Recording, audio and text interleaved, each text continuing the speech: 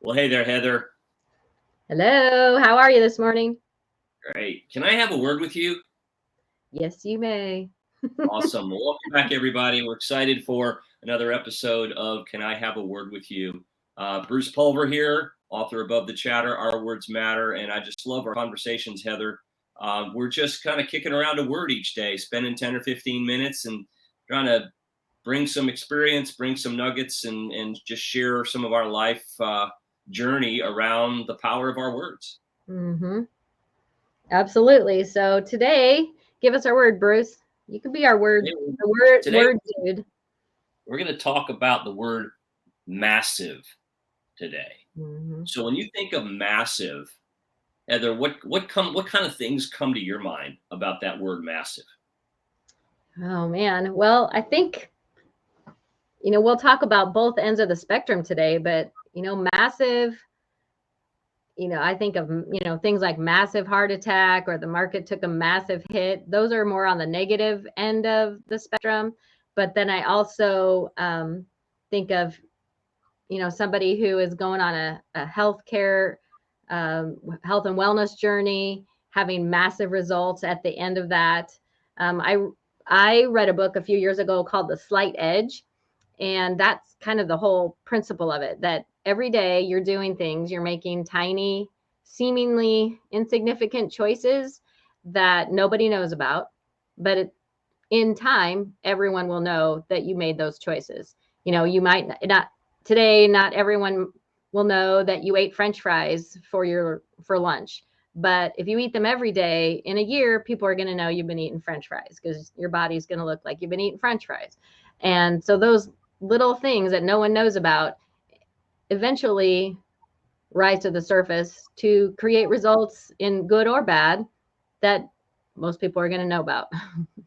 Wow. So I just landed on this. So maybe we can use those, we can make those small decisions one way or the other.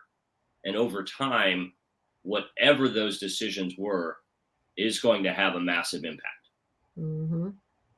So we need to be focused then in sort of the incremental or the baby steps that we're taking every day, the patterns that we're repeating, Mm-hmm. whether it's changed or whether it's staying on the path that we have set out to achieve for maybe this year's resolutions or this year's goals or this year's habits Mm-hmm. we want to form. Mm-hmm. So yeah, that's a couple ways to look at it, right? Mm-hmm. Small repeated effort over compounded over time can create will create a massive impact, whether it's the french fries that we all love Mm-hmm. or whether it's maybe an alternative choice if it's about nutrition. Same Right. thing about faith, right?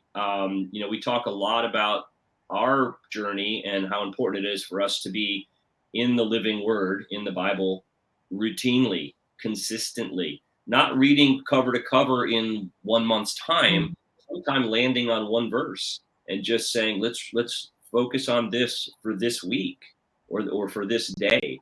And that can have such an incremental step that can have such a massive impact. Right. And you see that in all of life. Obviously, we're not talking about any brand new principle that no one's ever heard of. I just think, those things, those routines, and those decisions every day are easy to do and easy not to do. It's easy to make yourself get up in the morning and do your reading. It's also really easy to just hit snooze long enough where you barely make it to work. Those are easy to do, easy not to do. So I think we talked in our last episode about striving, that routine and disciplines and the consistency are really what create the bigger picture, the long-term results, the things that come out. I talk about eating French, doing some reading and some prayer and meditations. You're not just doing it for the show of it, but if you're really letting it be absorbed into your heart and your spirit, over time, the fruits of the spirit will come out. You'll be more loving, patient, joyful, gentle, kind. People will start to ask you, gosh, what are you doing? Just like when you lose enormous amounts of weight or get in good shape, people say, wow, what are you doing that's making you look that way? I think my goal is to have people eventually ask me, what are you doing that's making you not freak out about that problem? You used to freak out about that, but now you seem to handle it differently.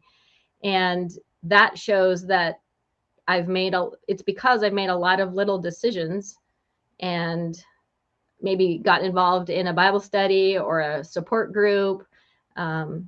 Your mind starts to shift, your heart starts to soften.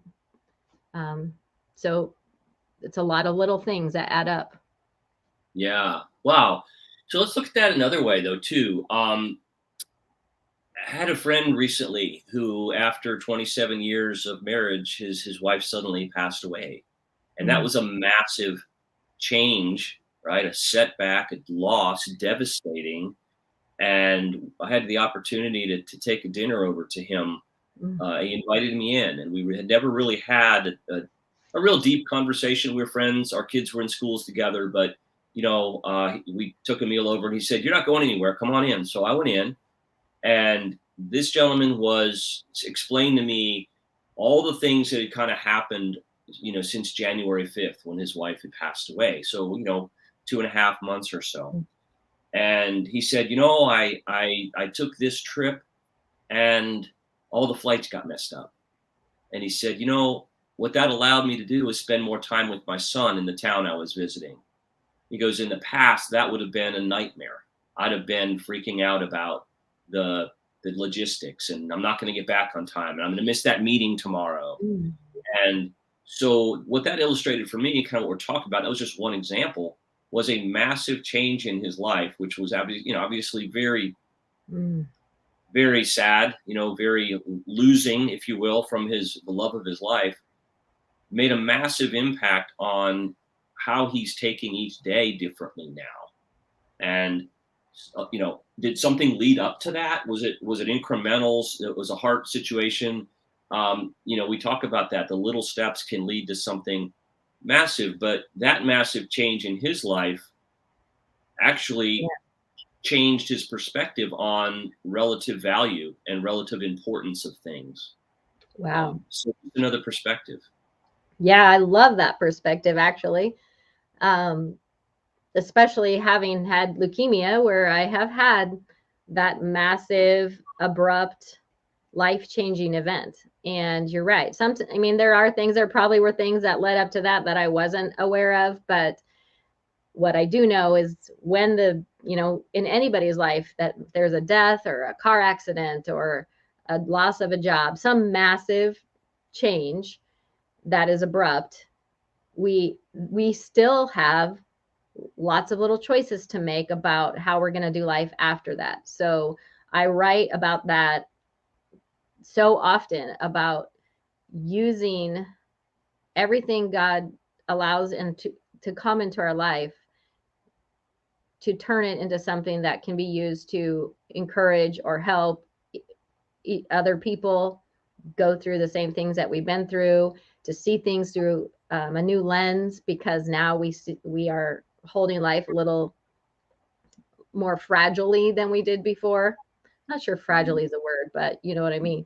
Um, so I think that's a awesome visual. It's kind of from the top down. You have this big event, and then everything else is kind of trickling down, and you have a lot of choices about if you're going to get better or if you're going to get bitter, if you're going to slow down and appreciate life, or if you're going to just plow through it like it doesn't matter anymore because you've been wronged or you've been hurt or wounded.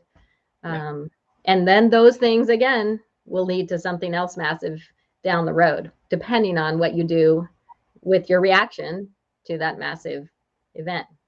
Right. I think one of the first episodes we did, we talked about the word change, right? And that's really what we're talking about here is and in this context, we're saying something was massive that occurred, or we're looking for a massive impact. And to me, my scenario was a job loss. I call it a bam moment, right? We talk about that, where something changed, and it was a pretty significant change in direction. And when those things happen in life, relationships, diagnoses, job changes, moving to a new city, whatever those things are, we have some choices.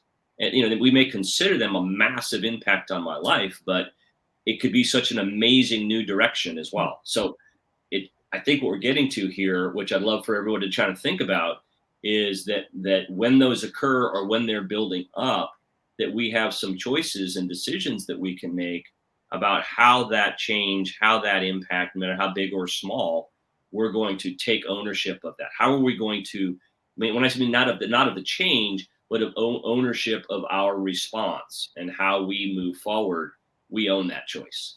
Mm-hmm.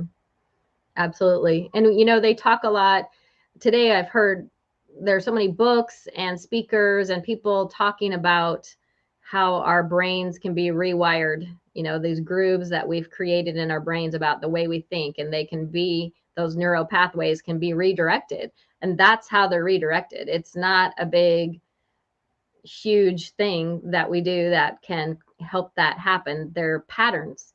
And over time, they've worn grooves in there from repetition. So the repetitive things we do, the things we tell ourselves, the words we read, and the words we listen to, and the words that we speak to our own hearts and minds create grooves in our brains. And so all those tiny little decisions and choices throughout our day to do or not to do will help create that massive outcome.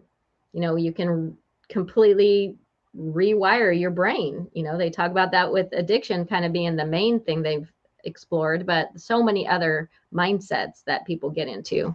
So Yeah. I think going back to those routines and the disciplines and remembering it's not one big thing. It's a lot of little seemingly insignificant choices and decisions that add up to something Yeah, you big. know what? I think that, and that's so right. That's so right on that. There's so many little things, and many of them are subconscious, right? We're not always thinking about the way we drive somewhere, or we're not always thinking about the reaction we're going to have when right after we have it. We go, "Wow, where'd that come from?" It might be, something that is subconscious, or it might be something that's a habit.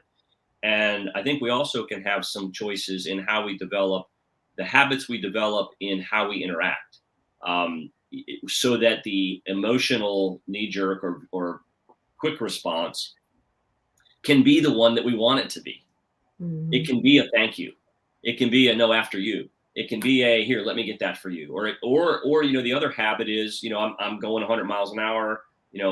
I'm merging in here, like it or not, right? Or whatever those things are that we do routinely are choices, but sometimes they're choices that we make that are just repeated and we don't think about them anymore. And so I think we can, in fact, reprogram ourselves through a lot of things that you're talking about there to say, okay, in this situation, what's the way I want to be? And then just practice that new behavior. And then that can become the new habit, which then becomes the new lifestyle repeated over time. So I think that as we kind of bring this thing into a close, the word we were talking about was massive. And I'd love you to close some comments on that. And then I'll drop our word massive of how we wrote that into the end here. Do you have an acrostic for massive? We just kind of brought No, that up. I do. And So we wrote it right before we decided to land on massive. So this is real time stuff. This isn't in the book. This is just we were kicking this around. So I'll take it. Okay. Yeah. So if you have Bruce's book, open it up and add this word to his book. The above the chatter, our words matter. Because and I know we don't do this much, but above the chatter, our words matter. So I refer to it a lot of these podcasts that we do, but we also try to throw some new words in to keep the content fresh. So to me, massive, I just love to turn this thing around because my mom used to say this to me all the time. She'd say, don't make blank out of blank. And I'm turning it around and I'm going to say molehills into mountains. Little incremental movement can move a mountain, which was a molehill to begin with. So she always used to say, don't make a mountain out of a molehill. But I'm saying, look for those little changes you can make enough of them, and you look up later on, and there's a mountain there. So that would be the M. The A is a step at a time. You can't run that half marathon in one step, right? You can't make the massive change you're looking for overnight. So it has to be one step at a time, focused, right? Then the S in massive, the first one is seek small improvements. Mm. Seek small improvements means, you know, maybe you want to read more books and you say 5 pages a day. Maybe, you know, again, we use a lot of those examples, but seek an improvement that's small and seek it every day. The second S is stay committed. I've learned in my experience that I've often really celebrated that I've made a commitment to something. I'm going to, you know, eat better. I'm going to cut out, you know, 1 cup of coffee. I'm going to, you know, floss twice a day, whatever. And then I go about celebrating the fact that I said I'm going to do it. I celebrated saying I'm committed.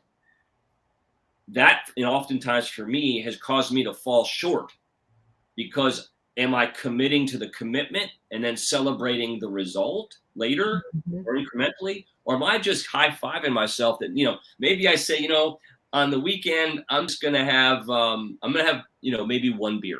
Okay. And then I go, yeah, I'm going to do that. Let's go have a beer. You celebrate what you committed to versus the actual commitment to that. I don't know if that makes sense, but I think there's a longevity to the commitment, what I mean by there. So staying committed. The I is inspect over time.